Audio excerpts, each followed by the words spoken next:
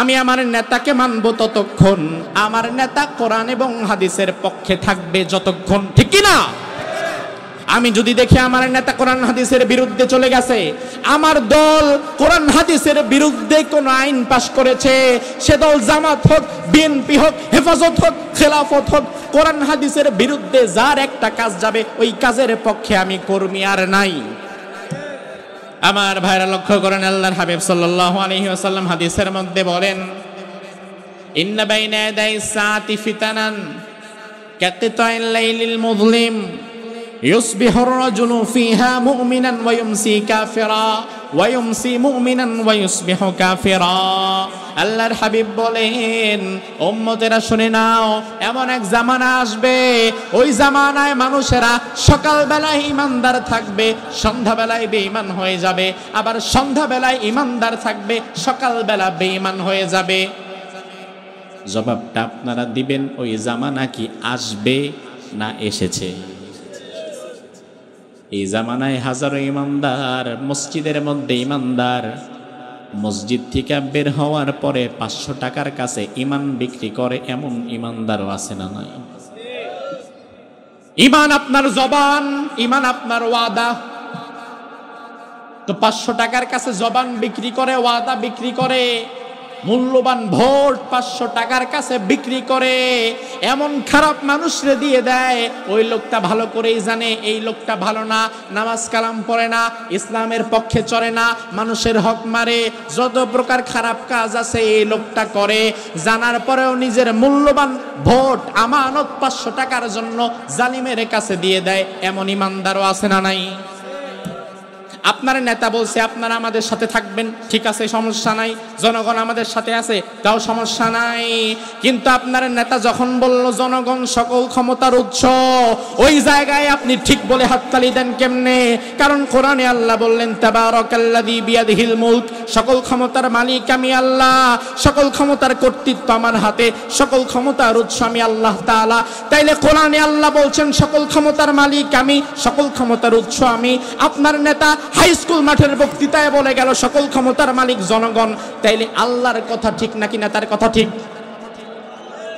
কথা বলেন, কার কথা ঠিক? তাইলে আল্লাহর কথা যদি ঠিক হয়, নেতার কথার সাথে আপনি হাততালি দিয়া ঠিক বললেন কেমনে? জনগণ সকল ক্ষমতার উৎস বলে আল্লাহর ক্ষমতাকে বাইপাস করে চ্যালেঞ্জ ছুড়ে দিয়েছে। আপনার নেতা তো কোরআনে কারিমের আয়াতকে অস্বীকার করার কারণে ওই নেতারও ইমান শেষ, আর যেই কর্মী না বুঝা হাততালি দিছে ওরও ইমান শেষ। এবার আপনি বলবেন, হুজুর আমি তো জানতাম না যে এই কথার দ্বারা ইমান চলে যায়, ভুলে করছি। আমাদের দেশে একটা সস্তা কথা আছে, ভুলে গুনাহ করলে গুনাহ হয় না, এটা শয়তান আমাদের মধ্যে ঢুকায় দিছে। এজন্য এখনো দেখবেন চায়ের দোকান আড্ডা মারে অনেক পণ্ডিত। কেউ চাচা মাহফিল হচ্ছে যাবেন না? কত মানুষ গেছে, না ভাতিজা যাবো না, তার কারণ যেগুলা মাহফিলে গেছে দেখবা কত কিছু জানতে হবে, আর জানলে আমল করতে হবে। আমি মাহফিলে যাবো না, শুনবো না, আমি জানিও না, আমল করার দরকারও নাই। আল্লাহ যদি কিয়ামতের দিন ধরে, বলবো আল্লাহ আমি তো জানতাম না। আল্লাহ কইব ঠিক আছে, সমস্যা নাই, সেল চালায় জান্নাতে যাও। আমার ভাই ভুল ধারণা ভাঙেন যে না জানলে আল্লাহ ধরবে না। কে বলেছে আপনাকে? বরং জানা ইসলামে আলাদা একটা ফরজ, মানা আরেকটা ফরজ। যে ব্যক্তি জেনেছে কিন্তু মানে নাই, সে তো 2 ফরজের একটা করছে। আর আপনি জানেনও না মানে না, আপনি 2টা ফরজ ভাঙছেন। তাইলে যে জানছে মানে নাই, তার মাইর যদি একটা হয়, আপনি 2 ফরজ ভাঙছেন, জানেন নাই মানেন নাই, আপনার মাইর হবে ডাবল। কথা ঠিক কি না? অতি পণ্ডিত কয় না, গেলে জানা লাগবে, জানলে মানা লাগবে। আরে পাগল, তুমি যে জানো না এই জন্য তো মায়ের বেশি খাবা। একটা বিষয় ভালো করে বোঝেন, আপনি জানেন কিন্তু মানেন না, শয়তানের ধোকায় পড়ে। কিন্তু আপনি সত্যটা জানেন, তাইলে জীবনে কোনো একটা সময় সত্যটা মানার একটা চিন্তা ভেতরে আসার সম্ভাবনা আছে না নাই? কিন্তু আপনি জানলেনই না সারা জীবনে, তাইলে জীবনে কোনোদিন সত্যটা মানার মতো চিন্তাও আসবে না। এই জান্না বাজার দিয়ে পিকআপ ভ্যান চালায়া যাচ্ছে একজন ড্রাইভার, ঘুমের জন্য গাড়ি টালমাটাল, জায়গা মতো ব্রেক করতে পারে না। এক পথচারী রাস্তা পার হচ্ছিল, পিকআপ ওয়ালা ঘুমের কারণে পথচারীর উপর দিয়ে গাড়ি উঠায় দিছে, বেচারা জায়গায় স্পট ডেড। এবার পুলিশ আসছে, পিকআপ আটকাইছে, জনগণ মাইট ধর দিয়ে পুলিশের কাছে দিছে। পুলিশ আবার কিছুদিন রাইখা তারে কোর্টে উঠাইছে। এবার আদালতের বিচারক বলল, কিও করছো কি তুমি? সে বলবে, আসলে আমি ঘুমের কারণে রাস্তা দিয়ে যখন যাচ্ছিলাম ভুলে একজন পথচারীকে মেরে ফেলেছি। এবার বিচারক বলবে, পথচারীকে যেহেতু মেরে ফেলছো তোমার শাস্তি কি জানো? এত ধারা মোতাবেক তোমার শাস্তি 10 বছরের কারাদণ্ড, 5 লাখ টাকা জরিমানা।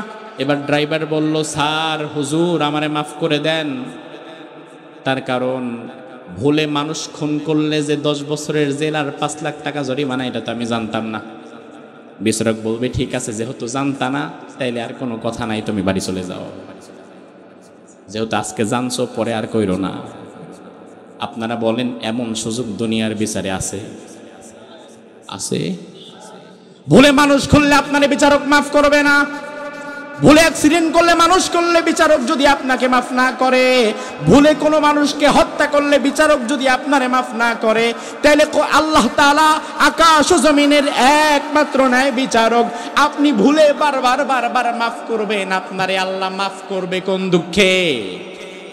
কারণ আপনার কাছে জানার সুযোগ ছিল, কোরআন এসেছিল, কোরআন আসার পরে জানাটা আপনার উপরে ফরজ ছিল, আপনি জানলেন না কেন? দোষ তো আল্লাহর না, দোষ তো আপনার। কথা কি ঠিক কিনা? এই জন্য আমার ভাই মোচে তেল দিয়ে না যে জানি না মানি না, বরং জানা একটা ফরজ, মানা আর একটা ফরজ। তাইলে নেতার সব কথাই হাততালি দেওয়া যাবে না। আমি আমার নেতাকে মানব ততক্ষণ, আমার নেতা কোরআন এবং হাদিসের পক্ষে থাকবে যতক্ষণ, ঠিক কিনা? আমি যদি দেখি আমার নেতা কোরআন হাদিসের বিরুদ্ধে চলে গেছে, আমার দল কোরআন হাদিসের বিরুদ্ধে কোন আইন পাশ করেছে, সে দল জামাত হোক, বিএনপি হোক, হেফাজত হোক, খেলাফত হোক, কোরআন হাদিসের বিরুদ্ধে যার একটা কাজ যাবে ওই কাজের পক্ষে আমি কর্মী আর নাই। কোরআন হাদিসের পক্ষে যতক্ষণ আছে আমি আছি, জান প্রাণ দিয়ে কাজ করব, কিন্তু ইসলামের বিরুদ্ধে গিয়ে নেতার পা চাটবো না। কারণ দিন শেষে কবরে আমার সাথে আমার নেতা আমার দল যাবে না, কবরে আমার সাথে যাবে আমার ঈমান। আল্লাহ রাব্বুল আলামিন কোরআনুল কারীমের সূরাতুল কাহফ এই সূরার 107 এবং 8 নম্বর আয়াতে সর্বোত্তম জান্নাত জান্নাতুল ফেরদাউসের ব্যাপারে বললেন, ইন্নাল্লাযীনা আমানু ওয়া আমিলুস সালিহাত কানাত লাহুম জান্নাতুল ফিরদাউসি নুজুলা। দুনিয়াতে যেই মানুষগুলো দুটো কাজ করবে আমি আল্লাহ তাআলা জান্নাতুল ফিরদাউস তাদের দান করে দেব। খালিদিনা ফিহা লা ইয়াবগুনা আনহা হিওয়ালা, এমন জান্নাতে তারা প্রবেশ করবে যেখান থেকে কোনোদিন তারা বের হতে চাইবেও না।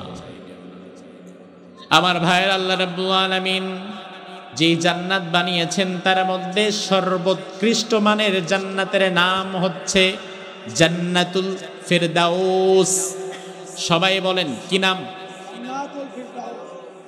রাসূল হাদিসের মধ্যে বলেছেন, ও আমার উম্মতেরা, ইদা সাআলতুমুল্লাহ ফাসআলুহুল ফিরদাউস, আল্লাহর কাছে যদি জান্নাত চাও তাইলে ছোটখাটো জান্নাত চাইও না, সবচেয়ে বড় ফিরদাউসটাই চাও। কারণ তুমি যা চাইবা তার চেয়ে একটু কম পাবা। এখন তুমি যদি চাও ছোটটা তাইলে তো হবে না, এই জন্য চাইলে বড়টা চাও। আল্লাহ রাব্বুল আলামিন বলেন, দুইটা কাজ করলে আমি আল্লাহ জান্নাতুল ফিরদাউস তাকে দান করে দেব।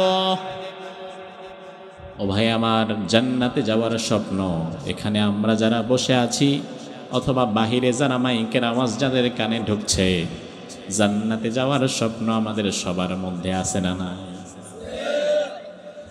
দুনিয়া থাকার জায়গা না ভাই। ছিলাম আমরা রূহের জগতে, আবার যেতে হবে জান্নাতে। বুঝেন, ছিলাম রূহের জগতে, যেতে হবে জান্নাতে। মধ্যখানের দুনিয়া হচ্ছে একটা স্টেশন।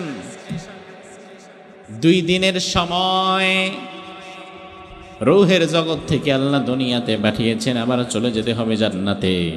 তাইলে আমাদের মূল গন্তব্যটাই হচ্ছে জান্নাত, দুনিয়া না।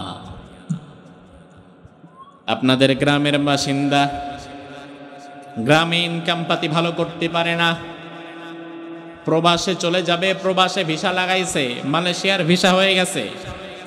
আপনাদের জান্না এলাকার অনেক মানুষ দেশের বাহিরে কাজ করে, এমন আছে না? না প্রবাসী আছে না এলাকায়? অনেক আছে। মালয়েশিয়ার ভিসা লেগে গেছে, ফ্লাইটে উঠেছে, এয়ারপোর্ট থেকে ফ্লাইটে চড়েছে। মালয়েশিয়াতে যেতে 4.5 ঘন্টা 4 ঘন্টা সময় লাগবে, 5 ঘন্টাও লাগতে পারে। এখন শাহজালাল আন্তর্জাতিক বিমানবন্দর থেকে ফ্লাইটে যখন ওই ব্যক্তি উঠেছে, বিমানে এর আগে আর কোনোদিন চড়ে নাই। বিমানে চড়ার পরে দেখলো মাশাআল্লাহ বিমান তো সুন্দর, বসার সিটটাও মজা, এসিও আছে, জরুরত লাগলে বাথরুমও আছে। আবার আপনার এসিতে যেন ঠান্ডা লেগে না যায়, একটা পাতলা কম্বল চাদরও দিয়ে দেয়।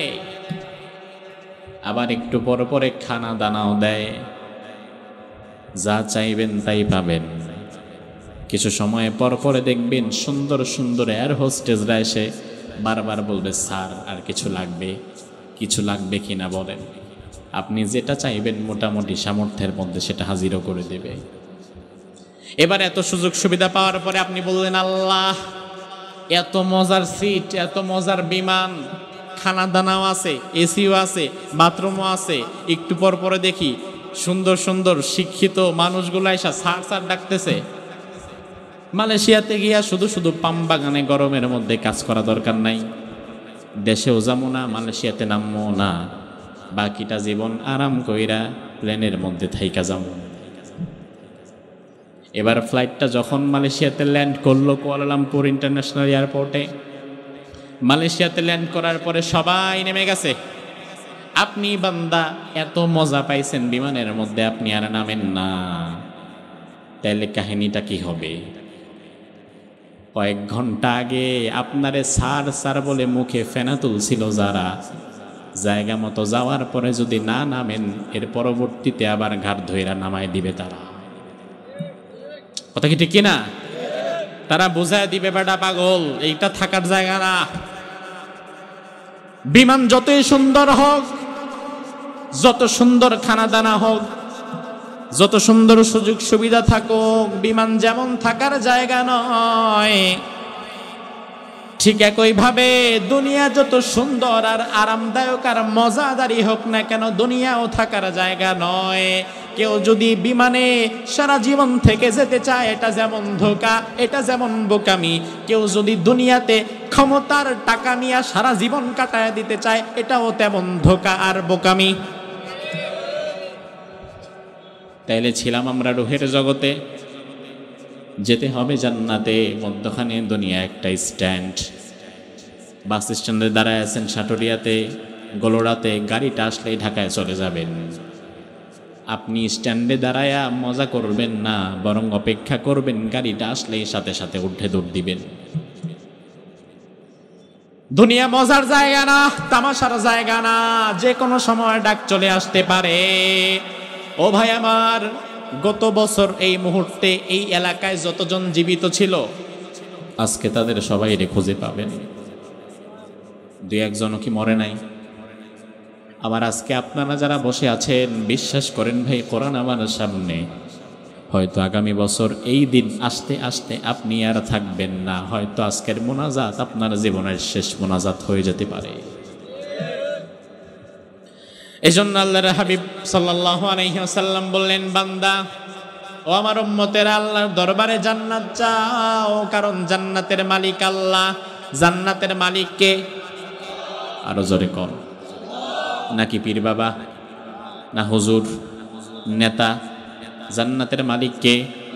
এজন্য জান্নাত চাইতে হবে কার কাছে? জান্নাত কেন চাইবেন? তার কারণ জান্নাতের একটা ইটের মূল্য, বিশ্বনবী হাদিসের মধ্যে বললেন, লামাউযিউ সাউতিন ফিল জান্নাহ খায়রুম মিনাদ দুনিয়া ওয়া মা ফিহা।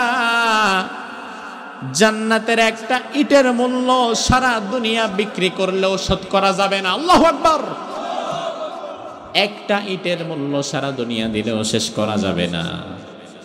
আবার বিশ্বনবী বললেন, আল্লাহ তাআলা জান্নাতুল ফেরদাউস দরকার নাই, যত কোটি কোটি মানুষকে আল্লাহ জান্নাত দিবেন, এর মধ্যে সর্বশেষ সবচাইতে ছোট নিম্নমানের জান্নাত আল্লাহ যেই বান্দাকে দিবেন, আল্লাহর হাবিব বলেন সর্বশেষ সবচেয়ে ছোট জান্নাতটা যেই বান্দা পাবে তার জান্নাতটাই হবে আশরাতা আমসালিহা, দুনিয়ার 10টা দুনিয়ার সমান। কিসের সমান? 10টা দুনিয়া মানে বোঝেন গোটা পৃথিবীর মালিক তো দূরের কথা, একটা এলাকার মালিকও দুনিয়াতে কেউ না। আপনাদের সাটুরিয়া অথবা মানিকগঞ্জে 200-500 কোটি টাকার মালিক এত বড় ধনীও আছে না নাই? কিন্তু পুরা সাটুরিয়াটার মালিক একজন নাই। এমনকি যার 100 কোটি টাকা আছে মানিকগঞ্জে, সে যদি চায় পুরা জান্নাতটা আমি একা মালিক হব, কিয়ামত পর্যন্ত পারবে না। তার কারণ জান্নাত এলাকায় এমন মানুষেরও বাসা আছে যে ব্যক্তিরে আপনি 10 কোটি টাকা দিলেও সে তার জমি বিক্রি করবে না। তাইলে দুনিয়ার মানুষ চাইলে একটা এলাকার মালিকও হতে পারে না, দুনিয়ার কোনো মানুষ একটা দেশের মালিকও হতে পারে না, দুনিয়ার কোনো মানুষ একটা জেলা উপজেলার মালিক হতে পারে না। সারা পৃথিবীটা কত বড়! আর আল্লাহর হাবিব বলেন দুনিয়ার একদম নিম্ন মানের জান্নাত আল্লাহ যাকে দিবেন, ওই বান্দার জান্নাতটাই থাকবে দুনিয়ার 10টা দুনিয়ার সমান। তাইলে সেই জান্নাতের মধ্যে যাওয়ার জন্য আমাদের চেষ্টা করার দরকার আছে না নাই? আল্লাহ রাব্বুল আলামিন কোরআনের মধ্যে বললেন, লা ইয়ামাসসুহুম ফিহা নাসাব ওয়া মা হুম মিনহা বিমুখরাজিন। ওই জান্নাতে কোনোদিন জান্নাতীরা ক্লান্ত হবে না, তাদেরকে সেখান থেকে বের করা হবে না, তারা বের হতে চাইবেও না। সারা জীবনে কোনোদিন জান্নাতের মধ্যে তারা বোরিং ফিল করবে না। শহরের মানুষ গুলশানে বাড়ি, এমনও বাড়ি আমি দেখেছি এত সুন্দর করে সাজানো, দেখলে মনে হবে দুনিয়াতে এমন একটা বাড়ি থাকলে আর কি লাগে। দুনিয়ার জান্নাত এত সুন্দর করে সাজানো, সব আধুনিক সুযোগ সুবিধা দিয়ে সুন্দর করে সাজানো। 100 কোটি টাকার বাড়িও গুলশান বনানীতে আছে না নাই? ওই মানুষগুলো দেখবেন সারা জীবন তাদের বাড়ির মধ্যে থেকে সন্তুষ্ট হয় না, বরং তারা মাঝে মাঝে ঘোরার জন্য দেশের বাহিরে চলে যায়। শহরের মানুষ এক বাড়িতে থেকে ভালো লাগে না, শহরের মানুষ ঘুরতে গ্রামে আসে, আবার গ্রামের মানুষ ঘুরতে শহরে যায়, তার মানে এক জায়গায় ভালো লাগে না। নো বান্দা, এমন জান্নাত আমি তোমার জন্য বানিয়েছি, ওই জান্নাতে যাওয়ার পরে তুমি কোনোদিন বোরিং ফিল করবে না, ওই জান্নাত থেকে কোনোদিন তুমি আর বের হতেও চাইবে না। এত সুন্দর করে আমি আজ জান্নাত তোমার জন্য সাজিয়ে রেখেছি। এজন্য সেই জান্নাতের জন্য আমাদের চেষ্টা, সেই জান্নাতের জন্য আমাদের কাজ। আমার ভাইরা, সেই জান্নাতে আমরা সবাই যেতে চাই। একটু জবাব দিবেন, আমরা সবাই যেতে চাই কিনা? সবাই চান? একটা হাত আরো সেরে দিকে তুলেন। সবাই চান? আয় আল্লাহ, যে মানুষগুলো আজকে হাত তুলে তোমার জান্নাত ভিক্ষা চাচ্ছে, মেহেরবানি করে জান্নাত পেতে হলে যেই কাজ করা দরকার ওই কাজ করার তৌফিক দাও, আর তোমার জান্নাতটা আমাদের দাও। সবাই বলেন আমিন। হাত নামান। আমার ভাইরা লক্ষ্য করেন, জান্নাতে সবাই যেতে চান, হাত তুললেন। অনেকে হয়তো আবেগের চোটে হাতের সাথে পারলে আরেকবার পাও তুলে হলাইবেন, কিন্তু জান্নাত মিস করা যাবে না। জান্নাত সবার লক্ষ্য, কিন্তু আমার ভাই জান্নাত এত সহজে হবে না। জান্নাতে যেতে হলে আগে একটা ব্রিজ পাড়ি দিয়ে জান্নাতে যাওয়া লাগবে। ওই ব্রিজের নাম হচ্ছে পুল সিরাত। সবাই বলেন, ব্রিজের নাম কি? আল্লাহর হাবিব বললেন, ইউদরাবুস সিরাতু বাইনা যাহরাই জাহান্নাম। ও উম্মতেরা, জান্নাতে যাবা ভালো কথা, তবে জানো নাকি জান্নাতে যাওয়ার আগে একটা ব্রিজ পড়বে। ওই ব্রিজটা আল্লাহ তাআলা জাহান্নামের পেটের মধ্য দিয়ে নিবে। রিস্ক, ভয়, আতঙ্ক, ভয়াবহ জাহান্নাম নিচে। আল্লাহ চাইলে ব্রিজটা অন্য দিক দিয়ে নিতে পারত, কিন্তু আল্লাহ তাআলা ওই ব্রিজটা নিতেছে জাহান্নামের মাঝ বরাবর দিয়া। নিচে জাহান্নামের আগুন দাও দাও করে জ্বলছে। আপনার বাড়িতে যদি বিয়ের অনুষ্ঠান লাগে, ডেকোরেটর থেকে ডেক পাতিল ভাড়া নিয়ে রান্না করেন, তাহলে দেখবেন ওই একটা পাতিলের আগুনের আধা হাত কাছে আপনি যেতে পারতেছেন না। এজন্য এই লম্বা সামিজ দিয়া দূরের থেকে নাড়া লাগে, কাছাকাছি যাওয়া যায় না। আগুনের যে তাপ, জাহান্নামের আগুনের তাপ কি কম না বেশি? জোরে বলেন, কম না বেশি? ওই জাহান্নামের বুকের উপর দিয়ে আল্লাহ তাআলা পুলসিরাতটা নিচ্ছে। সাহাবীরা বললেন, ইয়া রাসূলুল্লাহ, পুলসিরাতের ব্রিজটা কেমন হবে আমরা জানতে চাই। আল্লাহর হাবিব বললেন, শুনে নাও, আদাক্কু মিনাস শারাহ আহাদ্দু মিনাস সাইফ। পুলসিরাতের ব্রিজ যেটা আল্লাহ বানাবেন জাহান্নামের পেটের উপর দিয়ে, ওই ব্রিজটা তোমাদের মাথার যে চুল আছে এই চুলের চাইতেও চিকন হবে। তোমরা যে তলোয়ার দিয়া জিহাদ করো ওই তলোয়ারের মাথার চাইতেও আরো বেশি ধারালো হবে। মাথার চুল কতটা চিকন আর তলোয়ারের মাথা কতটা ধারালো, ওই পুলসিরাতের ব্রিজটা হবে ততটা চিকন আর ততটা ধারালো। ভাই আমার মনে থাকলে জবাব দেন, ব্রিজের নিচে কি? জান্নাত কয়। ব্রিজের নিচে কি? জাহান্নামের আগুন। দুনিয়াতে পানির উপরে ব্রিজ হয়, পদ্মা নদীর উপরে পদ্মা সেতু হয়েছে, যমুনার উপরে যমুনা সেতু হয়েছে, তবে পৃথিবীতে আজ পর্যন্ত সাগর মহাসাগরের উপরে কেউ ব্রিজ বানাতে পারে নাই। দুনিয়ার মানুষ মহাসাগর সাগরের উপরে ব্রিজ বানাতে পারে না, আর সেখানে আগুনের উপরে ব্রিজ তো আকাশ কুসুম কল্পনা, আগুনের উপরে আবার ব্রিজ কেমনে হয়? কিন্তু আল্লাহ তাআলা জাহান্নামের উপরে ব্রিজ বানায় দেখাবেন। নিচে জাহান্নামের আগুন, অন্ধকার কালো ঘুটঘুটে আগুন। দুনিয়ার আগুন লালচে হয়, নীলচে হয়, কিন্তু জাহান্নামের আগুনের রং হবে কালো, প্রচন্ড কালো। একে তো জাহান্নামের আগুনও কালো, এর উপরে মাথার চুলও কালো। তাইলে কালোর উপরে যদি কালো লাগান তাইলে কিন্তু দেখাও যায় না। তাইলে আপনি জান্নাতে যাওয়ার আগে ব্রিজটা পার হবেন কেমনে, ওইটা তো আপনার চোখেই আসবে না। এর উপরে আবার ব্রিজটা এত চিকন, যদি খুইজা বাইরে করেন পার হবেন কেমনে? পারা দিলেই নিচে পড়ে যাওয়ার সম্ভাবনা আছে না নাই? সাহাবায়ে কেরাম বললেন, ইয়া রাসূলুল্লাহ, যে বর্ণনা দিলেন আমাদের তো ভয় লেগে গেল। এই ব্রিজ তো আমরা খুঁজেই পাবো না, পার হব কেমনে? আল্লাহর হাবিব বললেন, সাহাবীরা, আকাশে বিদ্যুৎ চমকায় যখন তোমরা কি এই বিষয়টা লক্ষ্য করেছো? সাহাবীরা বললেন, হ্যাঁ আমরা দেখেছি। আল্লাহর হাবিব বললেন, তোমাদের মধ্যে যাদের ঈমান ফার্স্ট ক্লাস, যারা কখনো ঈমান বিক্রি করে নাই, ঈমানে ভেজাল করে নাই, ওই বান্দাগুলো তাদের ঈমানের কারণে আকাশে বিদ্যুৎ চমকাবে যত দ্রুত, এই পুলসিরাতের ব্রিজটাও পার হবে তারা তত দ্রুত,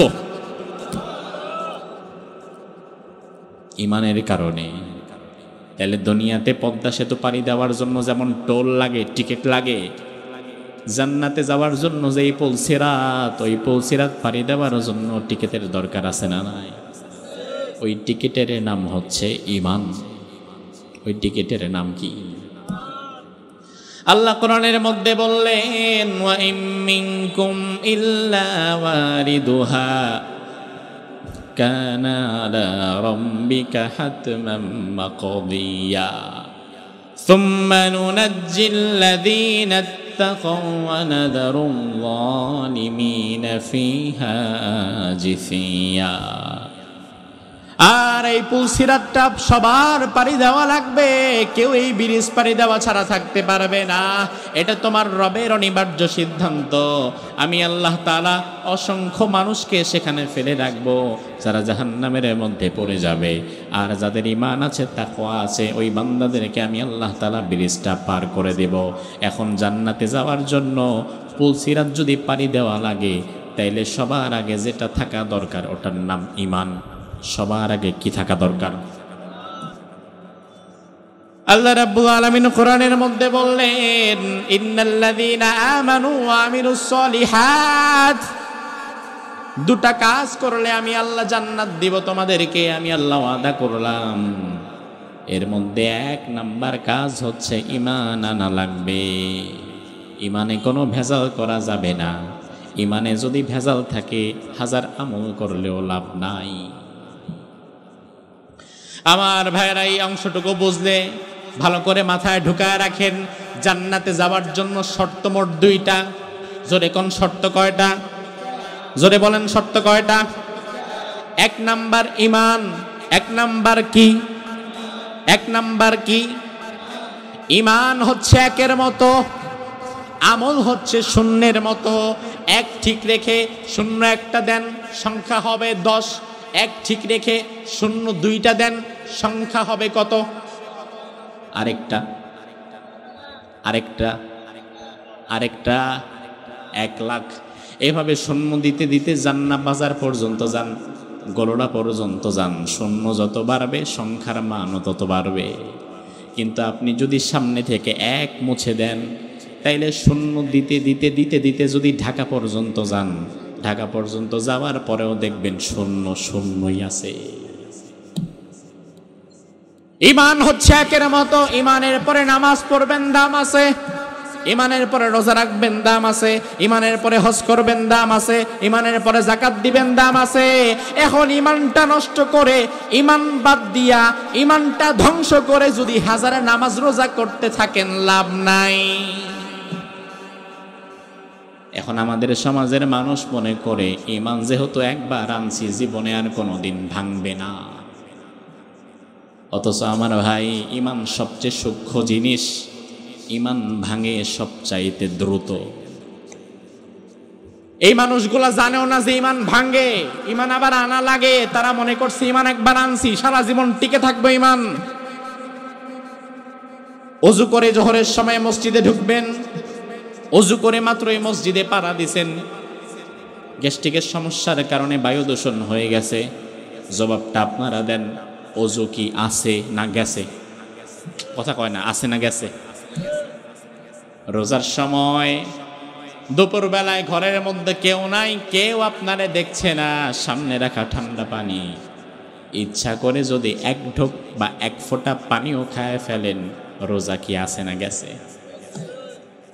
আবার আপনি ঈশান নামাজে আল্লাহু আকবার বলে হাত বেঁধে দাঁড়ালেন জামাতের সাথে। পেছন থেকে একজন বলল, আরে আব্দুল কুদ্দুস ভাই, অনেকদিন পরে দেখলাম মসজিদে, দেখি আগের মতো আসেন না। আপনিও বললেন, ও আচ্ছা ঠিক আছে ভাই, আসলে অনেক ব্যস্ত থাকি, আসতে পারি না। এখন নামাজের নিয়ত করার পরে যদি পাশের বেটার সাথে গল্পে জইরা যান, নামাজ কি আছে না গেছে? তাহলে কি বুঝলেন? ওযু করার পরে ওযু ভাঙার কিছু কারণ আছে, নামাজে নিয়ত করার পরে নামাজ ভাঙারও কিছু কারণ আছে, রোজার নিয়ত করে সেহরি খাওয়ার পরে রোজা ভাঙারও কিছু কারণ আছে। একইভাবে ঈমান আনার পরে ঈমান ভাঙারও কিছু কারণ আছে। অথচ এই সমাজের মানুষ রোজা ভাঙার কারণ জানে, ওযু ভাঙার কারণ জানে, নামাজ ভাঙার কারণ জানে, কিন্তু সব চাইতে ভয়াবহ যেই বিষয় ঈমান, ওই ঈমান ভাঙার কারণ জানে না। এই জন্য হাসতে খেলতে ঈমান ভেঙে ফেলে, টেরও পায় না। আজকে আমার আলোচনার বিষয় ঈমান ভাঙার কারণ নয়। এই বিষয়ে আলোচনা আমাদের অনেক আছে, শুনে নেবেন ইউটিউব থেকে যদি প্রয়োজন মনে করেন। 1.5-2 ঘন্টার একই বিষয় আলোচনা, ঈমান ভাঙার কারণ ধরায় ধরায় দিয়ে কোরআন হাদিস থেকে। যেহেতু আজকে ওই বিষয়ে আলোচনা না, ওই বিষয়টাই বেশি আগাবো না। তবে প্রসঙ্গক্রমে ঈমান কেমনে ভাঙে উদাহরণ সহকারে 2-1টা পয়েন্ট বোঝায় দেওয়ার দরকারও আছে না? আমার ভাইরা লক্ষ্য করেন, আল্লাহর হাবিব সাল্লাল্লাহু আলাইহি ওয়াসাল্লাম হাদিসের মধ্যে বলেন, ইন্না বাইনা ইয়াদাইস সাআতি ফিতানান কাকিতাইল লাইলিল মুযলিম ইউসবিহুর রাজুলু ফিহা মুমিনান ওয়া ইউমসি কাফিরা ওয়া ইউমসি মুমিনান ওয়া ইউসবিহু কাফিরা। আল্লাহর হাবিব বলেন, উম্মতেরা শুনে নাও, এমন এক জামানা আসবে, ওই জামানায় মানুষেরা সকালবেলায় ইমানদার থাকবে, সন্ধ্যাবেলায় বেঈমান হয়ে যাবে, আবার সন্ধ্যাবেলায় ইমানদার থাকবে, সকালবেলা বেঈমান হয়ে যাবে। জবাবটা আপনারা দিবেন, ওই জামানা কি আসবে না এসেছে? এই জামানায় হাজারো ইমানদার, মসজিদের মধ্যে ইমানদার, মসজিদ থেকে বের হওয়ার পরে 500 টাকার কাছে ইমান বিক্রি করে এমন ইমানদারও আছে না নাই? ইমান আপনার জবান, ইমান আপনার ওয়াদা। তো 500 টাকার কাছে জবান বিক্রি করে, ওয়াদা বিক্রি করে, মূল্যবান ভোট 500 টাকার কাছে বিক্রি করে, এমন খারাপ মানুষরে দিয়ে দেয়। ওই লোকটা ভালো করেই জানে এই লোকটা ভালো না, নামাজ কালাম পড়ে না, ইসলামের পক্ষে চলে না, মানুষের হক মারে, যত প্রকার খারাপ কাজ আছে এই লোকটা করে। জানার পরেও নিজের মূল্যবান ভোট আমানত 500 টাকার জন্য জালিমের কাছে দিয়ে দেয়, এমন ইমানদারও আছে না নাই? তাহলে সে ইমান বুঝলো কি? আল্লাহর হাবিব যে বললেন এমন জামানা কিয়ামতের আগে আসবে, সকালবেলায় ইমানদার, সন্ধ্যায় বেঈমান, সন্ধ্যায় ইমানদার, সকালবেলা বেঈমান। আমার ভাইরা, ইমান কিভাবে ভাঙে দেখেন। জান্না এলাকার বাসিন্দা কোন এক ভাই, ধরেন নাম তার রাসেল ভাই, বোঝাবার ক্ষেত্রে বললাম, বেচারা বিয়ে করছে 25 বছর বয়সে। বিয়ের পরে 10 বছর চলে গেছে, সন্তানাদি হয় না। তাইলে 25 বছরে বিয়ে করছে, আরো 10 বছর চলে গেছে, বয়স হয়েছে কত? কথা কয় না, কত? এখনো সন্তানাদি নাই। বিয়ের পরে 2, 4, 5, 6, 7 বছর আল্লাহর কাছে সন্তান চাইছে, আলেমদের কাছে দোয়া চাইছে, মাদ্রাসায় ছাত্রদের কাছে কোরআন পড়াইছে, দোয়া চাইছে, নিজেও নামাজ পড়ছে, আল্লাহর কাছে চাইছে, দোয়া করছে। এবারও 10 বছর অপেক্ষা করার পরে আল্লাহ যখন আর সন্তান দেন না, তখন আল্লাহর কাছে আর চায়ও না, আস্তে আস্তে নামাজ রোজা বাদ দিয়া পীর বাবার কাছে গিয়া বসে থাকে। 10 বছর যখন আল্লাহর কাছে চাইছে, সন্তান হয় নাই। পাশ থেকে আরেকজন বলে, কি ব্যাপার রাসেল সাহেব, মন খারাপ কেন? সারাদিন কাজে কর্মে মন দাও না? কার ভাই বললেন না, 10টা বছর হয়েছে, বাচ্চা কাচ্চা হয় না, এলাকার মানুষ কত কথা বলে, বউটা সারাদিন কান্দে, কি করবো বুঝি না। ওই বেটা তখন কয়ে দেয়, চিন্তার কারণ কি? আমাদেরও তো সন্তান হয়তো না। সিলেটে শাহজালালের মাজারের কাছে গেছিলাম, ছাগল একটা মান্নত করছিলাম, সেজদা 2টা দিয়েছিলাম, শাহজালাল বাবার বরকতে সন্তান পাইছি, তুমিও সেখানে চলে যাও। এই জন্য সন্তানের আশায় মাজারের কাছে গিয়া মান্নত করে সেজদা দিয়া ওই মাজারের মুর্দা ব্যক্তির কাছে সন্তান চায়, এমন মানুষ কি আপনাদের সাটুরিয়াতে নাই? আমার ভাই ভালো করে বুঝেন, আপনি যে মাজারের কাছে গিয়ে সন্তান চাইলেন, সন্তান দেওয়ার মালিক কে? এটা আমার কথা না, কোরআনে আছে? সন্তান দেওয়ার মালিক একমাত্র কে? জোরে কোন? আল্লাহ কোরআনের মধ্যে বললেন, লিল্লাহি মুলকুস সামাওয়াতি ওয়াল আরদ ইয়াখলুকু মা ইয়াশা ইয়াহাবু লিমান ইয়াশাউ ইনাসাও ওয়া ইয়াহাবু লিমান ইয়াশাউ যুকুর। আমি আল্লাহ রাব্বুল আলামিন আকাশ ও জমিনের মালিক, আমি আল্লাহ তাআলা আকাশ ও জমিনের একমাত্র মালিক, আমি সকল ক্ষমতার মালিক। ইয়াখলুকু মা ইয়াশা, আমি যা চাই তাই সৃষ্টি করি। ইয়াহাবু লিমান ইয়াশাউ ইনাসা ওয়া ইয়াহাবু লিমান ইয়াশাউ যুকুর, আমি যাকে চাই তাকে কন্যা সন্তান দেই, আবার যাকে চাই তাকে পুত্র সন্তান দেই। আও ইউযাউযুহুম যুকরানা ওয়া ইনাসা, আবার যারে চাই তাকে কন্যা পুত্র উভয়টাই দেই। ওয়া ইয়াজআলু মান ইয়াশাউ আকিমা, আবার যারে চাই কন্যাও দেই না, পুত্রও দেই না। এই তিনি কে? তাইলে সন্তান দেওয়ার মালিককে দুনিয়ার কোনো মানুষ নাকি আল্লাহ? ও ভাই আমার, আল্লাহ তাআলা যেটা দিতে পারে ওই বিষয়টা যদি আপনি অন্য কারো কাছে গিয়ে চান, তাহলে আল্লাহর ক্ষমতার সাথে তাকে শিরিক করে ফেললেন, আল্লাহর ক্ষমতার কাছাকাছি তাকে নিয়ে গেলেন। অথচ দুনিয়ার কোন মানুষের ক্ষমতা আল্লাহর ক্ষমতার সাথে মিলতে পারে না, তিনি সব ক্ষমতার মালিক। আল্লাহ কোরআনে বললেন, বান্দা আমার কাছে চাও, আমি সন্তান দেব। আমাদের বাবা ইব্রাহিম খলিলুল্লাহ 80 বছর পর্যন্ত সন্তান হয় না, এরপরেও মাজারের কাছে না চেয়ে আল্লাহর কাছেই বারবার চেয়েছে। আল্লাহ তাআলা ইসমাঈল আলাইহিস সালামকে দিয়েছে। তাইলে তোমার বাবা, তোমার জাতির পিতা ইব্রাহিম যদি 80 বছর পর্যন্ত অপেক্ষা করতে পারে আল্লাহর দরবারে চেয়ে, তাইলে তোমারেও তো মিনিমাম 80 বছর পর্যন্ত অপেক্ষা করা দরকার, ঠিক কি না? কিন্তু তুমি তো ধৈর্যহারা হয়ে গেলে। আল্লাহ তোমারে পরীক্ষা করছিল, তুমি পরীক্ষায় ফেল করে আরেকজনের মাজারের মধ্যে গিয়ে সেজদা দেওয়া শুরু করেছো। আমার ভাই, আল্লাহ তাআলা যেটা দিতে পারে সেটা অন্য কারো কাছে গিয়ে চাওয়াটা শিরিক, আর শিরিক করলে সাথে সাথে ঈমান শেষ। শিরিক করলে সাথে সাথে ঈমান শেষ হয়ে যায়। তাইলে আমাদের সমাজে মাজারের মধ্যে গিয়া শিরিক করে ঈমান হারায় ফেলছে এমন মানুষও এই সমাজে আছে না নাই? আসলে আছে। আমার ভাই, আলোচনা আরেকজনকে খোঁচা দেওয়ার জন্য না, বরং আলোচনা হবে নিজের আত্মসমালোচনা করার জন্য।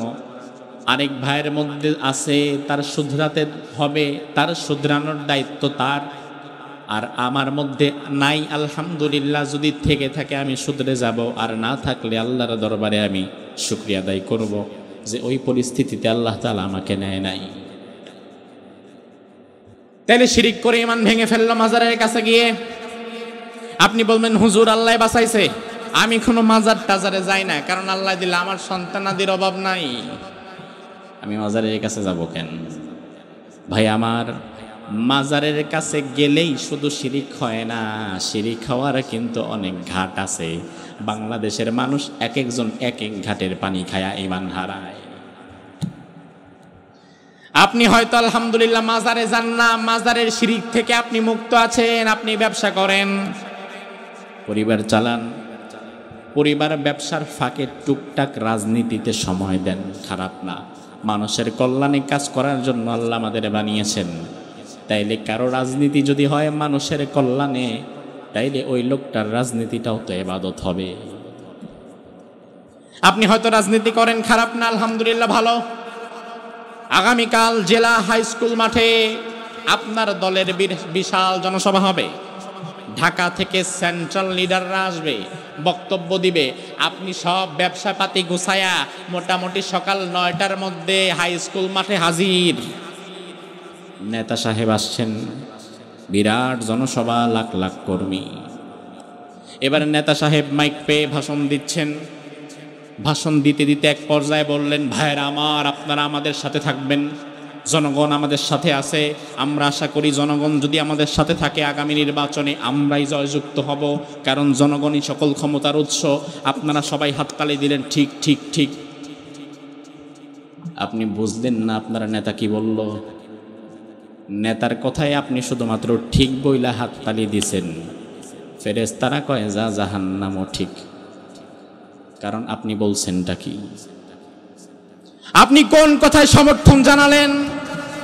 আপনার নেতা বলছে আপনারা আমাদের সাথে থাকবেন, ঠিক আছে, সমস্যা নাই, জনগণ আমাদের সাথে আছে, তাও সমস্যা নাই। কিন্তু আপনার নেতা যখন বলল জনগণ সকল ক্ষমতার উৎস, ওই জায়গায় আপনি ঠিক বলে হাততালি দেন কেমনে? কারণ কোরআনে আল্লাহ বললেন, তাবারাকাল্লাযী বিয়াদিহিল মুলক, সকল ক্ষমতার মালিক আমি আল্লাহ, সকল ক্ষমতার কর্তৃত্ব আমার হাতে, সকল ক্ষমতার উৎস আমি আল্লাহ তাআলা। তাইলে কোরআনে আল্লাহ বলছেন সকল ক্ষমতার মালিক আমি, সকল ক্ষমতার উৎস আমি। আপনার নেতা হাই স্কুল মাঠের বক্তৃতায় বলে গেল সকল ক্ষমতার মালিক জনগণ। তাইলে আল্লাহর কথা ঠিক নাকি নেতার কথা ঠিক? কথা বলেন, কার কথা ঠিক? তাইলে আল্লাহর কথা যদি ঠিক হয়, নেতার কথার সাথে আপনি হাততালি দিয়া ঠিক বললেন কেমনে? নেতা তো তার ক্ষমতাকে জনগণ সকল ক্ষমতার উৎস বলে আল্লাহর ক্ষমতাকে বাইপাস করে চ্যালেঞ্জ ছুড়ে দিয়েছে। আপনার নেতা তো কোরআনে কারিমের আয়াতকে অস্বীকার করার কারণে ওই নেতারও ঈমান শেষ, আর যেই কর্মী না বুঝা হাততালি দিছে ওরও ঈমান শেষ। এবার আপনি বলবেন, হুজুর আমি তো জানতাম না যে এই কথার দ্বারা ঈমান চলে যায়, ভুলে করছি। আমাদের দেশে একটা সস্তা কথা আছে, ভুলে গুনাহ করলে গুনাহ হয় না। এটা শয়তান আমাদের মধ্যে ঢুকায় দিছে।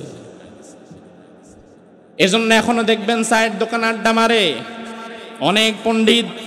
কেউ চাচা মাহফিল হচ্ছে যাবেন না? কত মানুষ গেছে, না ভাতিজা যাবো না। তার কারণ যেগুলা মাহফিলে গেছে দেখবা কত কিছু জানতে হবে, আর জানলে আমল করতে হবে। আমি মাহফিলে যাবো না, শুনবো না, আমি জানিও না, আমল করার দরকারও নাই। আল্লাহ যদি কিয়ামতের দিন ধরে বলবো, আল্লাহ আমি তো জানতাম না। আল্লাহ কইব, ঠিক আছে, সমস্যা নাই, সেল চালায় জান্নাতে যাও। আমার ভাই, ভুল ধারণা ভাঙেন যে না জানলে আল্লাহ ধরবে না। কে বলেছে আপনাকে? বরং জানা ইসলামে আলাদা একটা ফরজ, মানা আরেকটা ফরজ। যে ব্যক্তি জেনেছে কিন্তু মানে নাই, সে তো দুই ফরজের একটা করছে। আর আপনি জানেনও না মানে না, আপনি দুইটা ফরজ ভাঙছেন। তাইলে যে জানছে মানে নাই, তার মাইর যদি একটা হয়, আপনি দুই ফরজ ভাঙছেন, জানেন নাই মানেন নাই, আপনার মাইর হবে ডাবল। কথা ঠিক কি না? অতি পণ্ডিত কয় না, গেলে জানা লাগবে, জানলে মানা লাগবে। আরে পাগল, তুমি যে জানো না, এই জন্য তো মায়ের বেশি খাবা। একটা বিষয় ভালো করে বোঝেন, আপনি জানেন কিন্তু মানেন না, শয়তানের ধোকায় পড়ে। কিন্তু আপনি সত্যটা জানেন, তাইলে জীবনে কোনো একটা সময় সত্যটা মানার একটা চিন্তা ভেতরে আসার সম্ভাবনা আছে না নাই? কিন্তু আপনি জানলেনই না সারা জীবনে, তাইলে জীবনে কোনোদিন সত্যটা মানার মতো চিন্তাও আসবে না।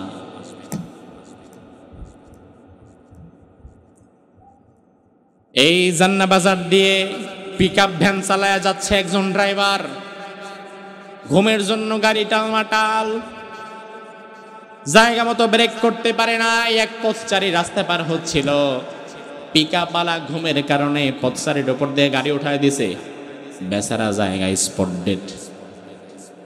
এবার পুলিশ আসছে, পিকআপ আটকাইছে, জনগণ মাইট ধর দিয়ে পুলিশের কাছে দিছে।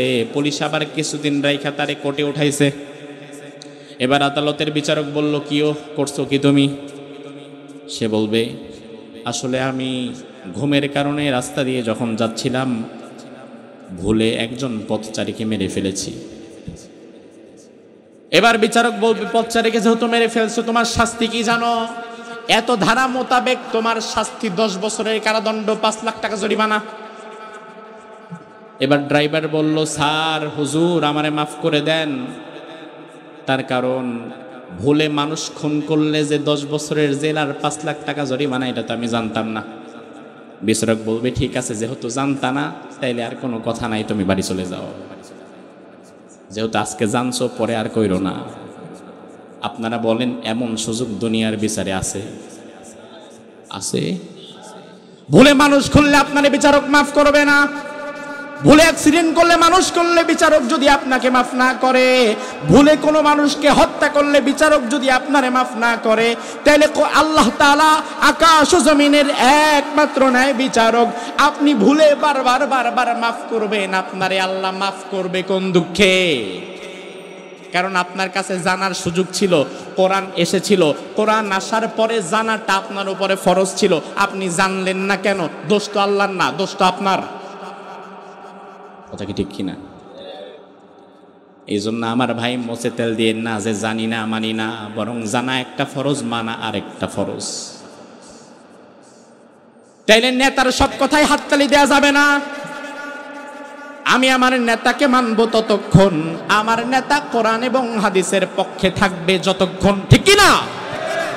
আমি যদি দেখি আমার নেতা কোরআন হাদিসের বিরুদ্ধে চলে গেছে, আমার দল কোরআন হাদিসের বিরুদ্ধে কোন আইন পাশ করেছে, সে দল জামাত হোক, বিএনপি হোক, হেফাজত হোক, খেলাফত হোক, কোরআন হাদিসের বিরুদ্ধে যার একটা কাজ যাবে, ওই কাজের পক্ষে আমি কর্মী আর নাই। কোরআন হাদিসের পক্ষে যতক্ষণ আছে আমি আছি, জান প্রাণ দিয়ে কাজ করব। কিন্তু ইসলামের বিরুদ্ধে গিয়ে নেতার পা চাটবো না। কারণ দিন শেষে কবরে আমার সাথে আমার নেতা, আমার দল যাবে না, কবরে আমার সাথে যাবে আমার ঈমান। এজন্য দল বাঁচাইও না, দল বাঁচাবার চিন্তা বাদ দেন, নেতা বাঁচাবার চিন্তা বাদ দেন, সবার আগে নিজের ঈমান বাঁচান, ঠিক না ব্যাঠে? ঈমান বাঁচানো দরকার। কারণ রাসূল হাদিসের মধ্যে বললেন, ইয়াতি আলান নাসি জামান লা ইয়াবকা মিনাল ইসলামি ইল্লা ইসমুহু ওয়া লা ইয়াবকা মিনাল কুরআনি ইল্লা রাসমুহু মাসাজিদুহুম আমিরা ওয়া হিয়া খারাবুম মিনাল হুদা উলামাউহুম শাররুম মিন তাহতি আদিমিস সামাই মিন ইনদিহিম তাখরুজুল ফিতনাতু ওয়া ফীহিম তাউদ। লম্বা একটা হাদিস। বিশ্বনবী বললেন, এমন একটা জামানা তোমাদের মাঝে আসবে, যে জামানায় ইসলাম থাকবে শুধু নামে, তবে কামে না। সমাজে মুসলমানের অভাব নাই, কিন্তু ইসলাম দিয়ে কোনো কাজ আর পাবা না। বর্তমান আমাদের দেশে মুসলমানের সংখ্যা কি কম না বেশি? কম না বেশি? স্বাধীনতার সময় টোটাল জনগোষ্ঠী ছিল 7.5 কোটি, তাই না? 7 কোটি মুসলমান, 50 লাখ হিন্দু বৌদ্ধ খ্রিস্টান। আর এখন মানুষ যদি হয় 20 কোটি, তাইলে মুসলমানই আছে 18 কোটি। মানুষ যদি হয় 18 কোটি, তাইলে মুসলমানই আছে 16 কোটি। তাইলে এই 55 বছরে মুসলমানের সংখ্যা কি কমছে না বাড়ছে? কথা বলেন, কমছে না বাড়ছে? এই 55 বছরে সুদের ব্যবসা কি কমছে না বাড়ছে? এই 55 বছরে জুয়ার ব্যবসা কি কমছে না বাড়ছে? মদের ব্যবসা কমছে না বাড়ছে? তাহলে মুসলমানও বাড়ে, জুয়াও বাড়ে, মুসলমানও বাড়ে, সুদও বাড়ে, মুসলমানও বাড়ে, জিনাও বাড়ে, মুসলমানও বাড়ে, মদও বাড়ে। তাইলে বোঝা লাগবে সমাজে যারা মুসলমান তারা নামের মুসলমান, কামের না। আচ্ছা, কথা কি ঠিক না ভাই ভুল? সমাজের মুসলমান যদি কাজের মুসলমান হতো, সমাজের মুসলমান যদি সাহাবায়ে কেরামের মতো মুসলমান হতো, তাহলে 55 বছরে সুদ কি বাড়তো না কমতো? মদ জুয়া বাড়তো না কমতো?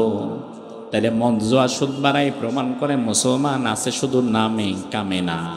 তারা শুধু নামের সাথে মুসলমান ইসলাম যুক্ত করে দিয়েছে, কিন্তু কাজের সাথে ইসলাম রাখে নাই। ইসলাম কই পাবেন? ব্যবসা করতে যান, সুদ ছাড়া ব্যবসা হয় না। ব্যবসা করতে যান, মিথ্যা বলা ছাড়া ব্যবসা হয় না। এক বাজারে 100 দোকানদার বাটপারি করে, চুরি করে, চিটারি করে, মিথ্যা বলে, 2 নাম্বারি করে। একজন যদি ভালোভাবে ব্যবসা করতে যায় তার ব্যবসা আর হয় না, আছে না নাই? তাহলে ইসলাম দিয়ে তো ব্যবসা হচ্ছে না, ইসলাম দিয়ে পরিবার চালাইতে পারছেন না, ইসলাম দিয়ে ব্যবসা চলে না, পরিবার চলে না, সমাজ চলে না, অর্থনীতি চলে না, বঙ্গভবন চলে না, গণভবন চলে না, ইসলাম দিয়ে রাজনীতিও চলে না।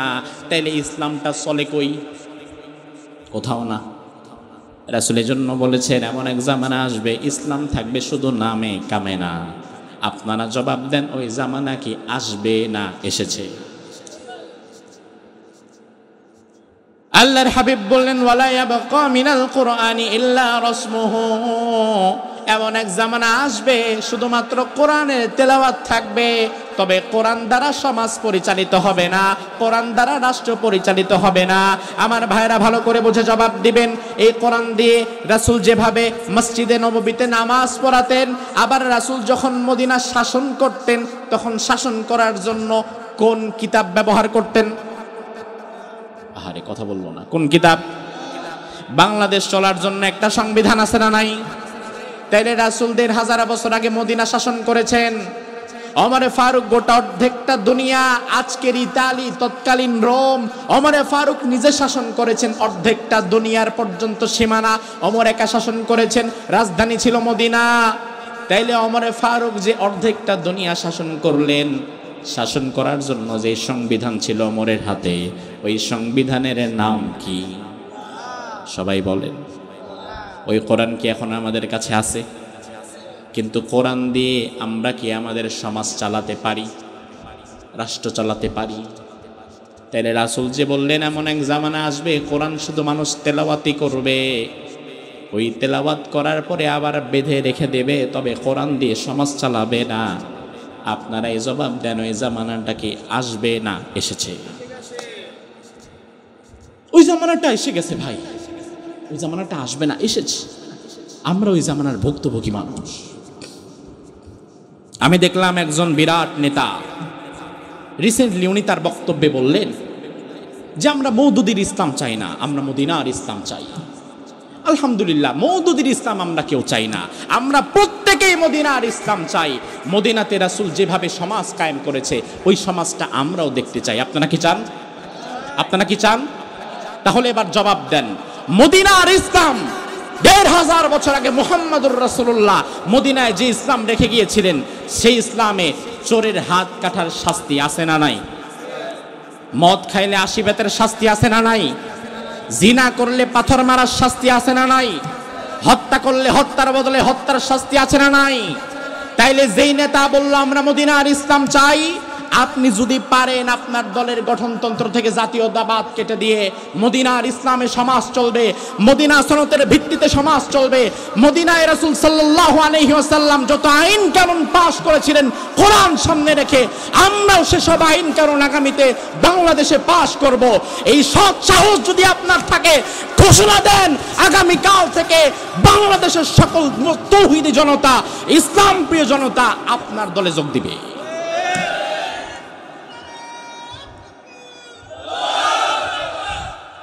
এই সৎ সাহস যদি থাকে ঘোষণা দেন। কারণ দিন শেষে ভাই, আমি মসজিদে যেমন আমার নবীকে মানি, আমি সমাজেও আমার নবীকেই মানি। নাকি সমাজে অন্য কাউকে? মসজিদে যদি আমার নবীকে মানি, তাইলে ব্যবসার মধ্যে বসলেও সেখানেও আমার নবীর আদর্শ আছে না নাই? আমি যদি চাকরি করতে যাই কিভাবে করব? খাদিজাতুল কুবরার আন্ডারে রাসূল সাল্লাল্লাহু আলাইহি ওয়াসাল্লাম চাকরি করেছিলেন, তাহলে বিশ্বনবীর চাকরি জীবন থেকে আমাকে আদর্শ নেওয়া লাগবে। আমি যদি পরিবার চালাই, তাহলে রাসূল কিভাবে পরিবার চালিয়েছেন সেখান থেকে আদর্শ নেওয়া লাগবে। আমি যদি সমাজ চালাই, রাসূল কিভাবে সমাজ চালিয়েছেন সেখান থেকে আদর্শ নেওয়া লাগবে। ঠিক একইভাবে আল্লাহ যদি কোনোদিন আমার রাষ্ট্র চালাবার মতো জায়গায় বসায় দেয়, তাইলে আমি আমার নিজের ইচ্ছা মতো রাষ্ট্র চালাবো না। ১৫০০ বছর আগে মুহাম্মদুর রাসূলুল্লাহ তার রাষ্ট্রটা কিভাবে চালিয়েছেন ওইটাও তো তখন আমার আদর্শ হিসাবে অনুকরণ করা দরকার। কিন্তু আমি তো শুধু মসজিদে মানলাম, বাহিরে মানলাম না। তার কারণ আমি ভালো করে জানি মসজিদে রাসূলের আদর্শ মানলে সমস্যা নাই, তবে বাহিরে যদি রাসূলের আদর্শ মানি, হারাম ব্যবসা, চুরি বাটপারি, চাঁদাবাজি আর ধান্দাবাজি তো করা যাবে না।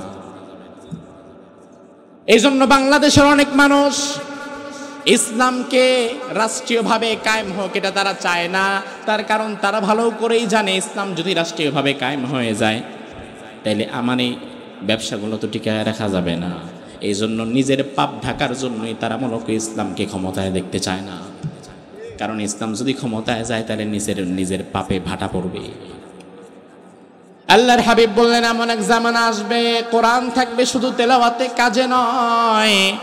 মাসাজিদুহুম আমিরাতুন ওয়া হিয়া খারাবুম মিনাল হুদা, মসজিদগুলো থাকবে চাকচিক্যময়, মার্বেল পাথর আর টাইলসওয়ালা চাকচিক্যময় সুন্দর মসজিদ, তবে হেদায়েত থাকবে না। তার কারণ হেদায়েত থাকবে কিভাবে? হেদায়েতের কথা হচ্ছে কোরআন। ইমাম সাহেব, খতিব সাহেব মিম্বারে বসে যখন কোরআনটা হাতে নিয়ে সুদের আলাপ করবে, সুদের বিরুদ্ধে কথা বলতে গেলে দেখে সভাপতির গায়ে লাগে, ঘুষের বিরুদ্ধে কথা বলতে গেলে সেক্রেটারির গায়ে লাগে, বেপরদার বিরুদ্ধে কথা বলতে গেলে কোষাধ্যক্ষের গায়ে লাগে। এখন ইমাম সাহেব, খতিব সাহেব, সভাপতি, সেক্রেটারি, ক্যাশিয়ারের চেহারার দিকে তাকায়া কোরআন সুন্নাহর হক কথা বলতে পারে না, এমন মসজিদ আমাদের সমাজে আছে না নাই? তাহলে হক কথা থাকবে কেমনে? কারণ ইমামরে কথা বলার আগে তো আরেকজনের চেহারার দিকে তাকাতে হয়।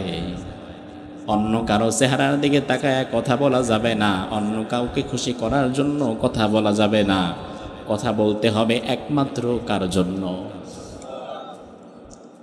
আল্লাহর হাবিব বললেন, এমন এক জামানা আসবে মসজিদের ইমামেরা হক কথা বলতে পারবে না, মসজিদে আর হেদায়েত থাকবে না। বিগত 16 বছরে আমরা অনেকবার দেখেছি বাংলাদেশের অসংখ্য মসজিদ থেকে হক কথা বলার কারণে ইমাম খতিবদের চাকরি চলে গেছে, এমন দৃশ্য আছে না নাই? হক কথা বলার কারণে ইমাম খতিবের চাকরি চলে গেছে।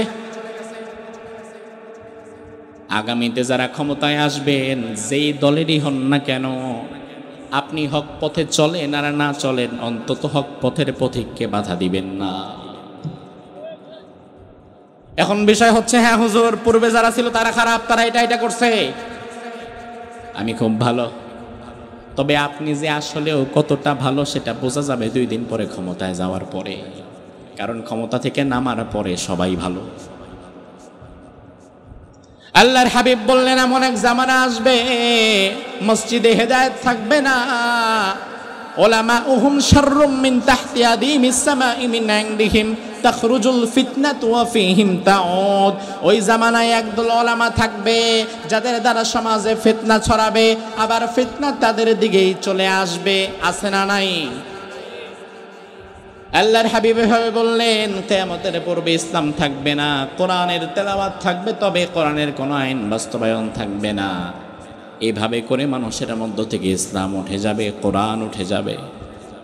এজন্য আল্লাহ রাব্বুল আলামিন প্রথমেই বললেন, ইমানদার জান্নাত যারা পেতে চাও তাদের এক নাম্বার কাজ হচ্ছে ঈমান। জোরে বলেন, এক নাম্বার কাজ কি? এই ঈমানকে বিক্রি করা যাবে না, এই ঈমান ছেড়ে দেওয়া যাবে না। হাজারো জুলুম আসবে, অত্যাচার আসবে, পরীক্ষা আসবে, সীমাহীন কষ্টের পরেও ঈমানের উপরে অটল থাকা লাগবে। ঈমানের উপরে মজবুত থাকতে গেলে দেখবেন ব্যবসা চলে যাচ্ছে, ঈমানের উপরে মজবুত থাকতে দেখবেন চাকরি চলে যাচ্ছে, ঈমানের উপরে মজবুত হওয়ার পরে দেখবেন রাজনীতি করতে পারছেন না, ঈমানের উপরে মজবুত হওয়ার পরে দেখবেন এলাকার মানুষ আপনাকে নিয়ে কানাঘুষা শুরু করেছে। আপনি মন খারাপ করবেন না, কারণ আমার আল্লাহ বললেন ঈমানদার ঈমানের উপরে যদি টিকে থাকতে পারে ওই ঈমানদারের জন্য পুরস্কার আছে না নাই? ঈমান আনবেন কিভাবে?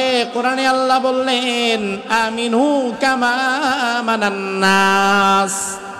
ঈমান আনো তাদের মতো, ওই মানুষেরা যেইভাবে ঈমান এনেছে, অর্থাৎ ওই সাহাবীরা তারা যেইভাবে ঈমান এনেছে তাদের মতো তোমরা ঈমান আনো। তাইলে সাহাবায়ে কেরাম কিভাবে ঈমান এনেছে দেখেন।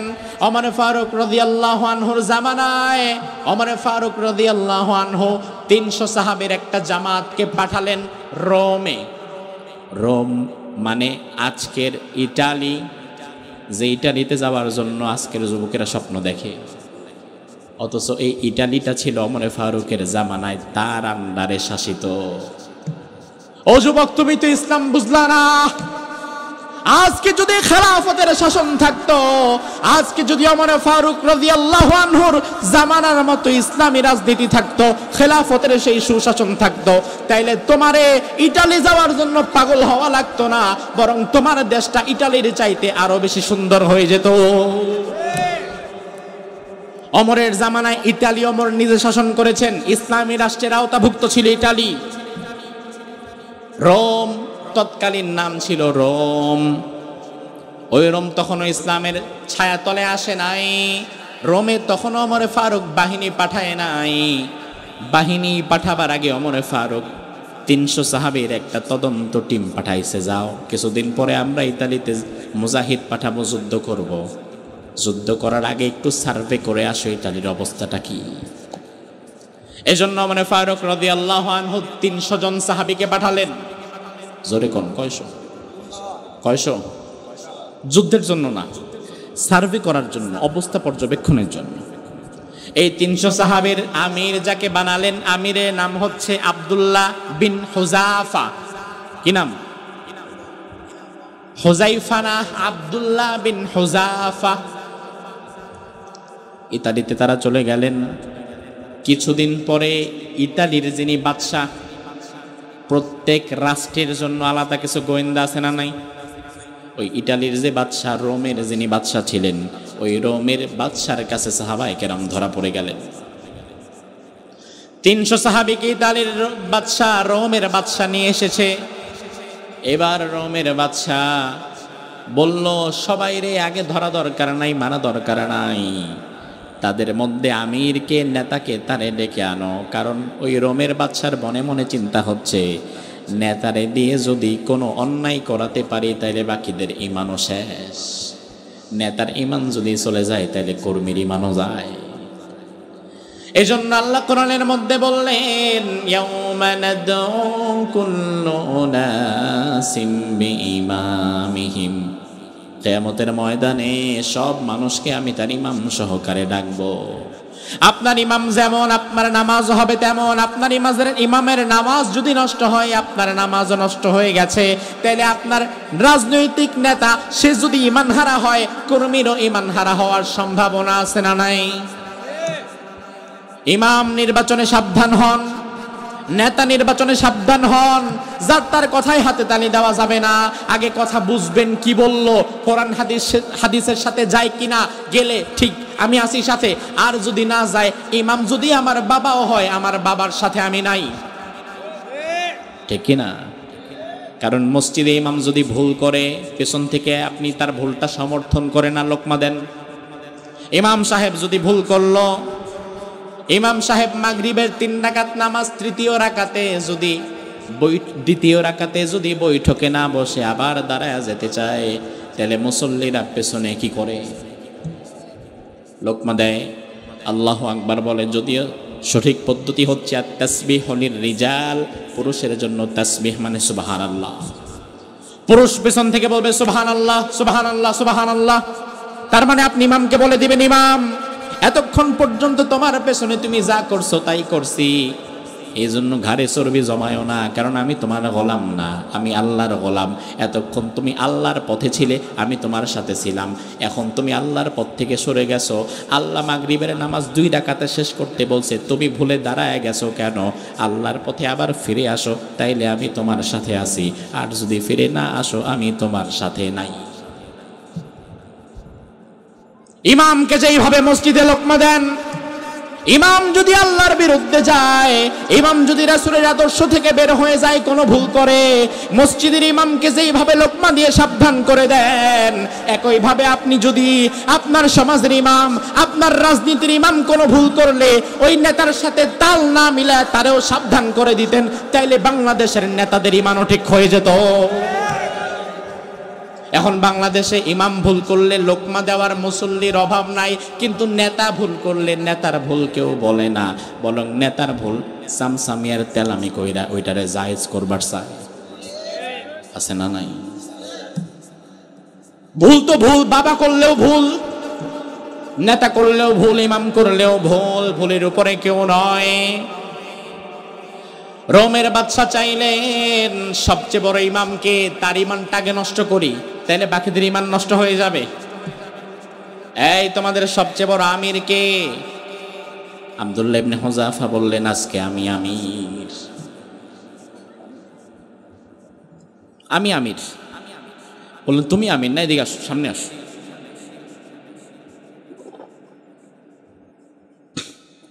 ঠিক আছে, ইসলামী রাষ্ট্র থেকে ওমর তোমারে কয় টাকা দেয়? বলল, তেমন কোনো টাকা পয়সা দেয় না, যদি কোনো বিশেষ অভিযানে প্রেরণ করা হয় তাহলে পরিবার চালার মতো ন্যূনতম যে খরচটা সেটা আমি বাইতুল মাল থেকে নিই।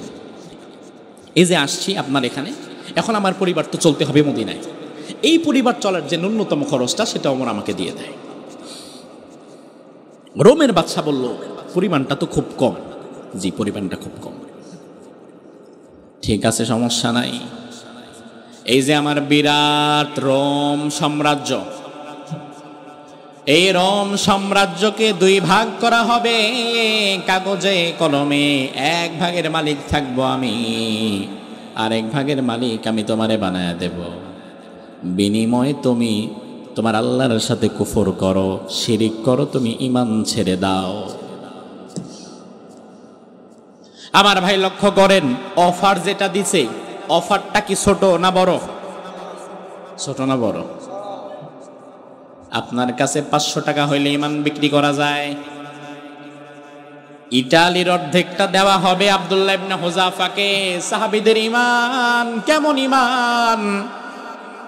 কোরআনে আল্লাহ এমনি বলেন না, আমিনু কামা আমানান নাস, মানুষ এই মানুষদের মতো ঈমান আনো, অর্থাৎ কামা মানাস সাহাবা, এই সাহাবীদের মতো ঈমান আনো। আল্লাহ এমনি বলেন নাই, কারণ সাহাবীদের ঈমান ওয়ালিউমাহিসাল্লাহু আল্লাযীনা আমানু, আল্লাহ তাআলা তামহিস করেছেন, আল্লাহ তাআলা আগুনে জ্বালিয়ে পুড়িয়ে সাহাবীদের ঈমানকে খাঁটি করে নিয়েছেন। এজন্য দুনিয়ার সব মুসলমানদেরকে সাহাবীদের মতো আল্লাহ ঈমান আনতে বলেছেন। সুবহানাল্লাহ বলেন।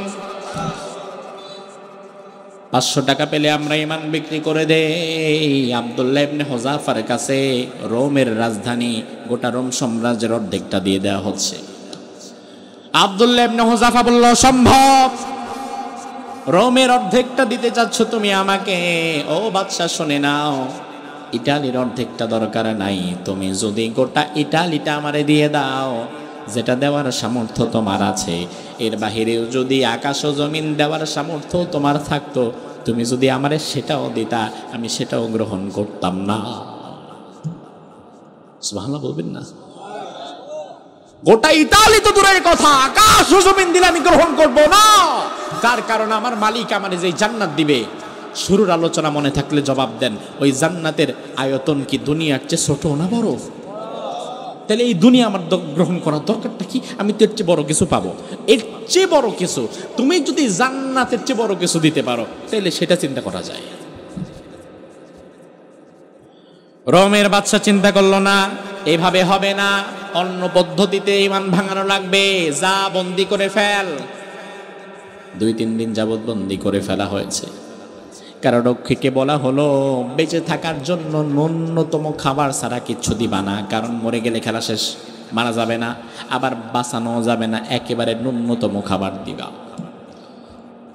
কয়েকদিন খাবার নাই, পানি নাই, একদম মৃত্যু শয্যায় কারিবুল মাউত যখন চলে গেছে, তার সামনে শূকরের মাংস আর মদ দেওয়া হয়েছে খাবারের জন্য। আমার ভাই, যদিও মৃত্যুর সময় হারাম হালাল হয়ে যায়, মৃত্যুর মুখে হারাম হালাল হয়ে যায়, এমন জায়গায় গিয়ে বিপদে পড়েছেন যেখানে কোনো পানি নাই, ওই মুহূর্তে যদি সামনে মদ থাকে, জীবন বাঁচাবার জন্য মদ খাওয়াটাও তখন হালাল। কিন্তু সাহাবীদের ঈমান কতটা মজবুত!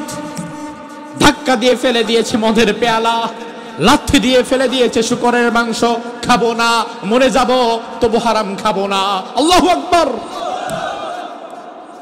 এখন আমাদের সমাজের মানুষ ঠেকায় পড়ে হারাম খায় আর কয়জনে? স্বভাবের কারণে হারাম খায় বেকজনে। সুদ খাওয়া এখন আর অভাবের কারণে না, এটা স্বভাব হয়ে গেছে। মানুষকে ঠকায় 2 নাম্বারি করে খাওয়াটা অভাবে না, স্বভাব হয়ে গেছে। এই জন্য বাংলাদেশে এখন অভাবের চোর কম, স্বভাবের চোরের সংখ্যা বেশি। অভাবের চোর মসজিদের 150 টাকা 200 টাকার জুতা চুরি করেছে, তার অভাব 200 টাকার জুতা চুরি করে 50 টাকা বিক্রি করে দিয়ে কিনে কিছু খাবে। কিন্তু রাষ্ট্রের সর্বোচ্চ দায়িত্ব পেয়ে কেউ যদি 2-4-5 হাজার কোটি টাকা চুরি করে, তাইলে সেটা অভাব না, সেটা হয় তার স্বভাব। এখন আমাদের সমাজে অভাবের চোরের চাইতে স্বভাবের চোরের সংখ্যা কম না বেশি? সাহাবায়ে কেরাম হারাম খাবেন না, মরে যাবেন, হারাম খাবেন না। বাদশার কানে খবর দেওয়া হলো, কোনোভাবেই তারে খাওয়ানো যাচ্ছে না। বাদশা বলল, ঠিক আছে, জোরাজোরি করা দরকার নাই, হালাল খাবার দিয়ে বাঁচায় রাখো, আমি অন্য আরেকটা ফোন দিয়ে এটেছি। এবার বাদশা অন্য একটা খাবার দিয়ে তাকে খাইয়ে দিয়ে আবার আনা হলো। আনার পরে বলল, এখন তো মানে ফাঁসিতে ঝোলানো হবে, আর কোনো কথা নাই। ঈমান যদি না ছাড়ো, ঈমান যদি না ছাড়ো, আল্লাহর সাথে যদি শিরিক না করো, তো মানে ফাঁসিতে ঝোলানো হবে। ফাঁসির মঞ্চ প্রস্তুত করা হলো, কালো কাপড় পরিয়ে দেওয়া হচ্ছে, ফাঁসির মঞ্চে নিয়ে যাওয়া হলো। বাদশা চোখের দিকে তাকায় দেখে আব্দুল্লাহ ইবনে হুযাফার মুখের মধ্যে হাসি। বাদশার মেজাজ খারাপ, এত কিছুর পরেও মুখে হাসি কেন? ভেতরে ডর ভয় নাই কেন? আমি তোর মধ্যে মৃত্যুর ভয়টা দেখতে চাই। কিন্তু সাহাবীরা মৃত্যুর ভয় পাবে কি? বরং সাহাবীরা জানে এই দুনিয়া থেকে মরতেই হবে একদিন, রোগে শোকে মরার দরকার নাই, আল্লাহর পথে জীবন দিয়ে জান্নাতে চলে যেতে চাই। বাদশা বললে, ফাঁসিতে ঝুলাও না, নামাও নামাও। এখনো তো তার চেহারার মধ্যে আমি হাসি দেখতে পাই, এখনো তো সেই মান ছেড়ে দেয় নাই। যাও, গরম তেল গরম করো, এই গরম তেলের মধ্যে আমি তারে ফেলবো। বিশাল একটা পাতিল এনে দাও দাও করে আগুন জ্বালানো হলো, যে পাতিলে একসাথে 50 জনকে গরম তেলে ফালানো যায়। বিশাল ডেকচির মতো বানিয়ে আগুন দিয়ে তেল টকবক করে যখন ফুটছে, বাদশা বলল, এবার তোমার এখানে ফেলবো। কিন্তু তাকায় দেখে আব্দুল্লাহ ইবনে হুযাফার চেহারায় কোনো ভয়ের ছাপ নাই। বাদশা চিন্তা করলো, বুঝছি তার বিশ্বাস হয় না। আরেকজন সাহাবীকে ডেকে আনা হলো ওই 300 জনের মধ্য থেকে, ধরে এনে বাদশার কর্মীরা গরম তেলের মধ্যে তাকে ফেলে দিল। ফেলে দেওয়ার সাথে সাথে হাড্ডি মাংস সব আলাদা হয়ে গেছে, হাড় মাংস সব ছিন্ন বিচ্ছিন্ন হয়ে আলাদা হয়ে গেছে। এবার বাদশা বলল, আব্দুল্লাহ ইবনে হুযাফা, এবার তোমার পালা, তোমারে ফেলবো। আব্দুল্লাহ ইবনে হুযাফাকে ধরে তেলের কড়াইয়ের কাছে এনেছে, তেলের কড়াইয়ের মধ্যে ধাক্কা দিয়ে ফেলে দিবে। এমন সময় দেখে আব্দুল্লাহ ইবনে হুযাফার চোখের মধ্যে পানিগুলো দাঁড়িয়ে ভিজে ভিজে নিচের দিকে ঝরছে। বাদশা বলল, আমি পেরেছি তোমার মধ্যে মৃত্যুর ভয় আনতে, এবার তুমি বলো, তুমি কি তোমার ঈমান ছাড়তে রাজি আছো নাকি? আব্দুল্লাহ ইবনে হুযাফা বলল, সম্ভব, আমি ঈমান ছাড়ব না। বাদশা বলল, তাহলে তোমার চোখে পানি কেন? মৃত্যুরে তুমি ভয় পাও না? মৃত্যুর ভয় তুমি কাঁদছো? আব্দুল্লাহ ইবনে হুযাফা বলে, না না, মৃত্যুর ভয়ে আমার চোখে পানি না, বরং তোমার গরম তেলটা সামনে রেখে আমি আমার মালিক, আমার আল্লাহরে বলছি, আয় আল্লাহ, আমাকে একটা জীবন তুমি দিয়েছো, একটা জীবন আজকে তোমার পথে ঈমান মজবুত করার লক্ষ্যে গরম তেলের মধ্যে আমি ছেড়ে দিলাম। আমারে তুমি যদি এমন 100 জীবনও দিতা, আমি 100টা জীবনও তোমার জন্য তোমার পথে দিয়ে দিতাম। একটা জীবন মাত্র দিছো, আজকে একটা জীবনে দিতে পারলাম, বেশি পারলাম না। যদি 100টা জীবন দিতা, 100টা জীবনই দিতাম। বাদশা এবার বললে, এই আব্দুল্লাহ ইবনে হুযাফারে ফালাইও না, কারণ এত মজবুত ঈমান, এত মজবুত ঈমান যার মধ্যে থাকে, দুনিয়ার আগুন তাকে জ্বালাবে না। এই আব্দুল্লাহ ইবনে হুযাফা, তুমি এদিকে আসো। এত মজবুত ঈমান আমি কোনোদিন কারো মধ্যে দেখি নাই। আজকে তুমি আমাকে যে ঈমান দেখালে, আমি তোমার ঈমানকে শ্রদ্ধা করে আজকে তুমি সহ তোমার বাকি সাথী সঙ্গীদেরও আজকে ছেড়ে দিলাম। আমার ভাইরা লক্ষ্য করেন, এই হচ্ছে সাহাবায়ে কেরামের ঈমান। মরণ হবে, জীবন যাবে, তবে ঈমান যাবে না। তার কারণ আমার ভাই, জীবনও আল্লাহ দিয়েছেন, আবার মরণও আল্লাহ দিবেন। তাহলে জীবন মরণ দুইটাই হবে কার জন্য? জোরে কর। জীবন মরণ দুইটাই যে আল্লাহর জন্য কোরআনের মধ্যে আছে না নাই? আল্লাহ কোরআনের মধ্যে বললেন, কুল ইন্না সলাতি ওয়া নুসুকি ওয়া মাহইয়ায়া ওয়া মামাতি। এটা পারেন আপনারা? পারেন সবাই? এই দোয়াটা পারেন না? পড়েন সবাই। কুল ইন্না সলাতি ওয়া নুসুকি ওয়া মাহইয়ায়া ওয়া মামাতি লিল্লাহি রাব্বিল আলামিন। ও নবী, আপনি বলে দেন, দুনিয়ার মানুষকে জানিয়ে দেন, আমার সালাত আল্লাহর জন্য, আমার কুরবানি আল্লাহর জন্য, আমার জীবন আল্লাহর জন্য, আবার আমার মরণটাও হবে কার জন্য? তাইলে আমার জীবন কার জন্য? আমার মরণ কার জন্য? আমার রাজনীতি হবে কার জন্য? আমার পরিবার চালাবো আমি কার জন্য? আমার সারাটা জীবন আল্লাহর জন্য। তাইলে যেই আল্লাহ জীবন দিয়েছেন, ওই আল্লাহর জন্য আবার মরে যাওয়া লাগবে, মরতেই হবে, তবে ঈমান নষ্ট করা যাবে। এজন্য আল্লাহ রাব্বুল আলামিন বললেন, বান্দা, ঈমান নষ্ট করা যাবে না। জান্নাতে যদি যেতে চাও, তাহলে 1 নম্বরে দরকার ঈমান। জোরে কোন, 1 নম্বরে কি? 2 নম্বরে আল্লাহ বললেন, ওয়া আমিরুস সলিহাত, 2 নম্বরে করতে হবে নেক আমল। তাহলে ঈমান আগে না আমল আগে? আগে কি? এরপরে আমল, আগে ঈমান পরে আমল। ঈমান ছাড়া আমলের কোনো দাম নাই। আমার ভাইয়েরা, রাত গভীর হয়ে যাচ্ছে, কথা বেশি বাড়াবো না। নেক আমল, নেক আমলের ভেতরে সর্বোৎকৃষ্ট আমল, ঈমানের পরে সবার আগে যে আমল করা লাগবে, ওই আমলের নাম হচ্ছে নামাজ। জোরে বলেন, ওই আমলের নাম কি? আরো জোরে বলেন। আমাদের সমাজে এখন 5 ওয়াক্ত নামাজের সংখ্যা কম না বেশি? জুমার দিন যত মানুষ হাজির হয় জুমার নামাজে, ফজরের নামাজে, তত মানুষ তো মসজিদে আসে না। আবার জুমার দিন জুমার নামাজে যত মানুষ আসে, আসরের নামাজে আসে না। তাইলে মানুষ শুধু জুমায় আসে, আসরে নাই, মাগরিবে নাই। কেন আসো না? কেন পড়ো না? হয় এমনি ভাল লাগে না। এমনি ভাল লাগে না, এটা কোনো কথা? নামাজ আল্লাহ ফরজ করেছেন, শুধু ফরজ না, ইসলামের যে 5টা খুঁটি আছে, এর মধ্যে নামাজ অন্যতম একটা খুঁটি।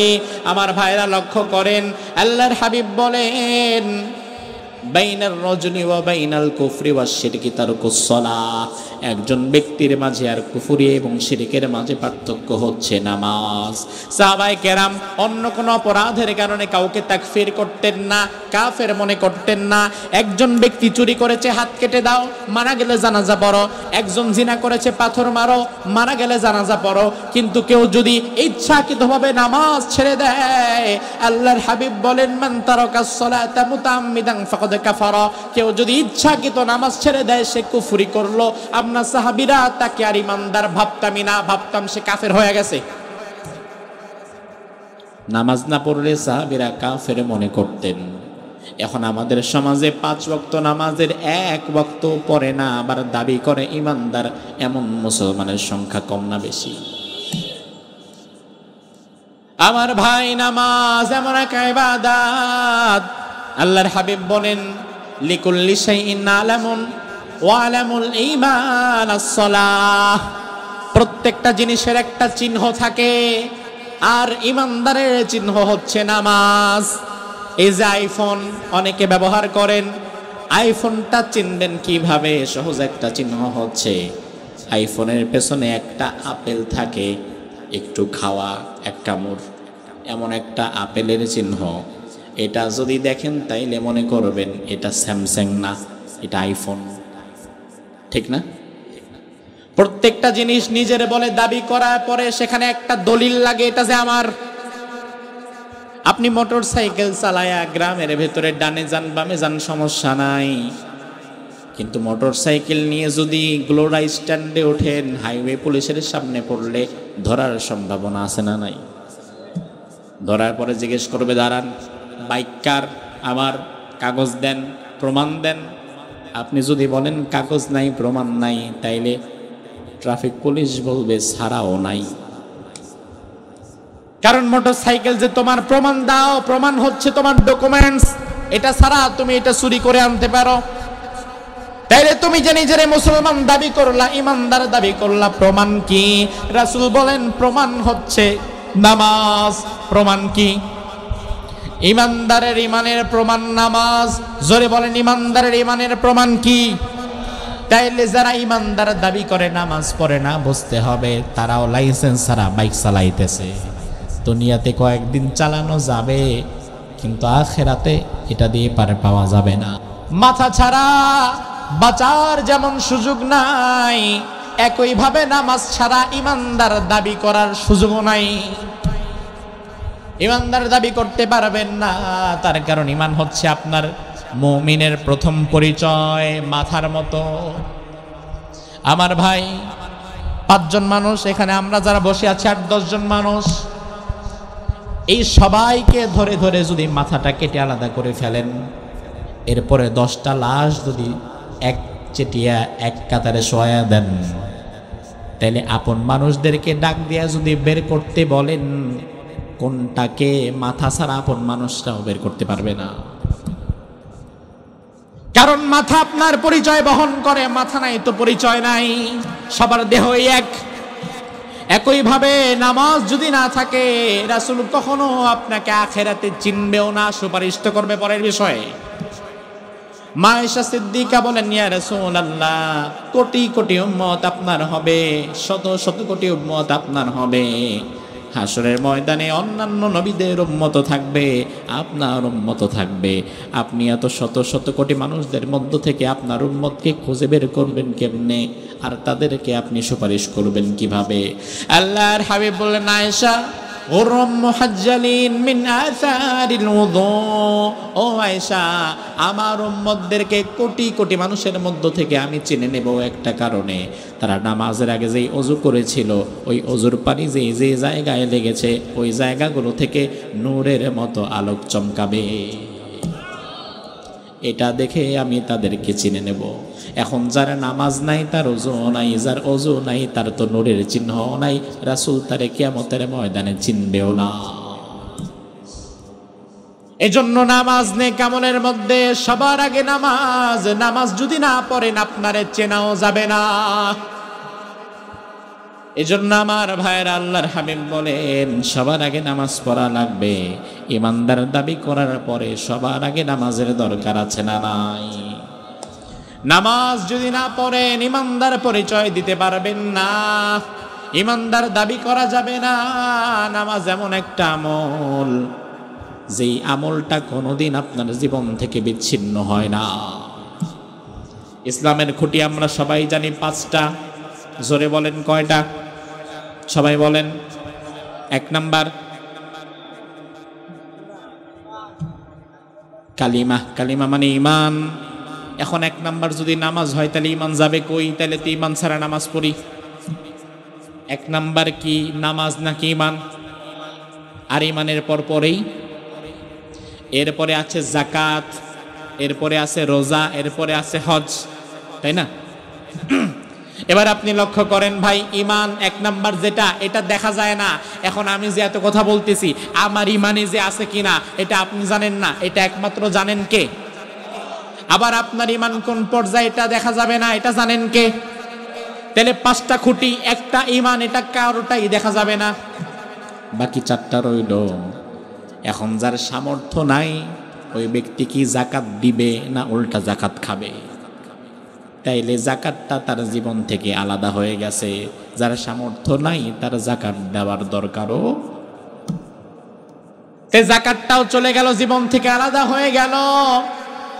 যার সামর্থ্য নাই হজ করার কোনো দরকারও তার নাই, কারণ আল্লাহ বললেন ওয়ালিল্লাহি আলান নাসি হজ্জুল বাইত মান ইসতাতা ইলাইহি সাবিলা। যার সামর্থ্য থাকবে, ওই ঘরে যাওয়ার মতো টাকা পয়সা থাকবে, পরিবার চালানোর মতো ক্ষমতা থাকবে, হজ ফরজ শুধু তার উপরে। তাইলে যার মক্কা মদিনায় যাওয়ার জন্য বর্তমানে 6-7 লাখ টাকা লাগে, এই টাকা যার নাই, তার কি জীবনে হজ আছে? হজ আছে? তাইলে বোঝা গেল হজও আমার জীবন থেকে আলাদা হয়ে গেল। যাকাত আলাদা হয়, হজ আলাদা হয়, বাকি থাকে নামাজ এবং রোজা। রোজার সময় আপনি প্রচন্ড অসুস্থ, এই মুহূর্তে ইসলাম আপনার উপরে রোজা ফরজ করে চাপিয়ে দেয় নাই। ইসলাম বলে তুমি রোজা ভেঙে ফেলো, খেয়ে ফেলো, ওষুধ খাও, ডাক্তার দেখাও, পরবর্তীতে সুস্থ হলে আবার রোজা রেখে দিবা। আর যদি এমন অসুস্থ হও রোজা রাখার মতো আর উপায় নাই, তাইলে রোজা রাখা লাগবে না, তুমি ফিদিয়া দিয়ে দাও, কাফারা হয়ে যা। আবার ফিদিয়া দেওয়ার মতো, মিসকিন খাওয়ানোর মতো টাকাও তোমার কাছে নাই, তাইলে ইসলাম বলে তোমার এটাও করা লাগবে না, এটাও মাফ। তাইলে আমার ভাই লক্ষ্য করেন, কখনো কখনো রোজাও আমাদের জীবন থেকে আলাদা হয়, যাকাত আলাদা হয়, হজ আলাদা হয়। তবে নামাজ এমন একটা ইবাদতের নাম, আপনি বেঁচে আছেন যতক্ষণ, হুঁশ আছে যতক্ষণ, নামাজ আছে আপনার জীবনে ততক্ষণ। এক মুহূর্তের জন্য নামাজ আপনার জীবন থেকে আলাদা হওয়ার সুযোগ নাই। হসপিটালে মৃত্যুর যন্ত্রণায় কাতরাচ্ছেন, হুঁশ যদি ঠিক থাকে নামাজ তখনও পড়া লাগবে। এমনকি মুহাদ্দিসগণ বলেন, আপনি সাগরে কোথাও যাচ্ছেন, লঞ্চে, স্টিমারে, জাহাজে, নৌকায়, এমন সময় ঢেউয়ের বাড়িতে যদি নৌকা ডুবে যায়, আপনি যদি বাঁচার জন্য সাঁতার কাটতে থাকেন, সাঁতার কাটার মধ্যে দিয়ে যদি আপনার চোখ যায় সূর্যের দিকে, ওই মুহূর্তে আপনি যদি দেখেন সূর্যের আলো কমতে শুরু করেছে, সূর্য ডুবে যাচ্ছে, তার মানে আসরে নামাজের সময় চলে যাচ্ছে, ওই মুহূর্তে আপনাকে সাঁতার কাটার মধ্য দিয়ে ইশারা ইঙ্গিতে হইলেও সিজদা দিয়ে নামাজ পড়া লাগবে। নামাজ মাফ হয় না, এক মুহূর্তের জন্য নামাজ মাফ হয় না, সারাটা জীবন এটা আপনার সঙ্গে লেগে থাকে। ওই নামাজ যারা পড়ে না, কিয়ামতের ময়দানে তাদের কঠিন হিসাব আছে না নাই? কারণ নামাজ আপনি পড়েন না, আপনি তো ইমানদারের খাতায় ঢুকতেই পারলেন না। এজন্য আমার ভাইরা, নেক আমলের মধ্যে সবার আগে যেই আমল করা লাগবে সেই আমলের নাম হচ্ছে নামাজ। সবার আগে কোন আমল? জোরে কম। আগামীকাল থেকে সকলেই 5 ওয়াক্ত নামাজ পড়ার জন্য আমরা চেষ্টা করব ইনশাআল্লাহ। হাদা মা ইনদি ওয়াল ইলমু ইনদাল্লাহ আলাইহি তাওয়াক্কালতু ওয়া ইলাইহি উনীব।